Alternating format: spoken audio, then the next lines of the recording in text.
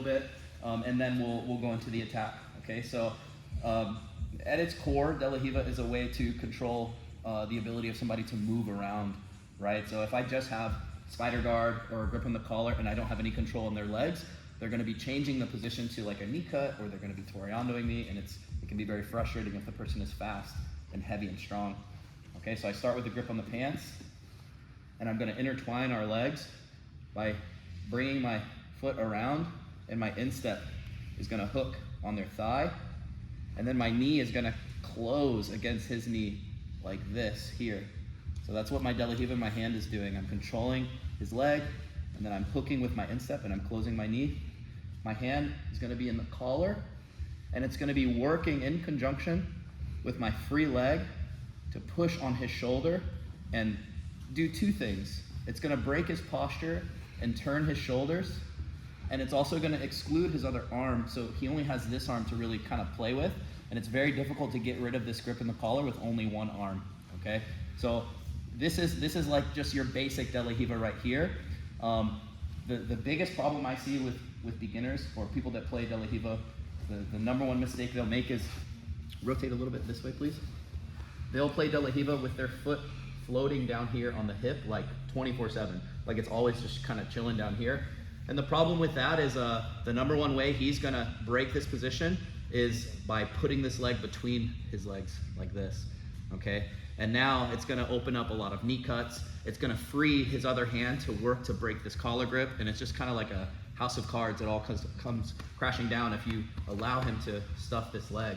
So when you play De La Riva, it's important you keep this foot occupying his far arm, and then you drop your foot when you feel like you want to attack to the hip, and then you can start rocking, spreading his base, rocking into his hands, kind of making stuff happen, but you don't keep it there all the time because it's just too easy for him to grab, okay? So I have my De La Riva, I have the grip on the pants, my instep is just curling around his thigh, I'm closing my knee, my foot's on the shoulder, and I'm creating this turn right here. And then, so I can maintain this for a long time because a jiu-jitsu match can be up to 10 minutes, and you can get very fatigued.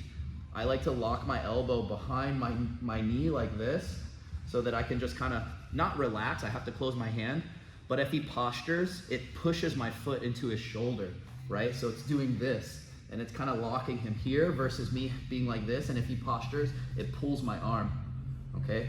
So this is the structure of the position I like to play, and then I'll drop my foot and I'll spread his base and sit up when I want to do an attack. Okay, so I want us to just work on this for a second so I can come around and look at how you guys play this, make some corrections, and then we'll go into the attack, okay? So from another angle, I start with the grip on the pants. I curl my toes in. You see, I can see them on the other side. If this feels difficult to do, it might be because you're too square with your partner. And so see, my foot can't really get around the corner. So work with your foot on the ground and make an angle so you're looking at the side of his body, and then it'll be much easier to get your toes inside and start to close your knee.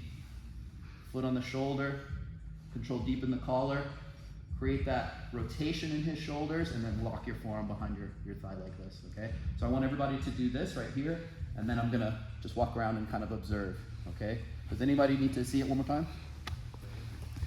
Let's go, 1, 2, 3.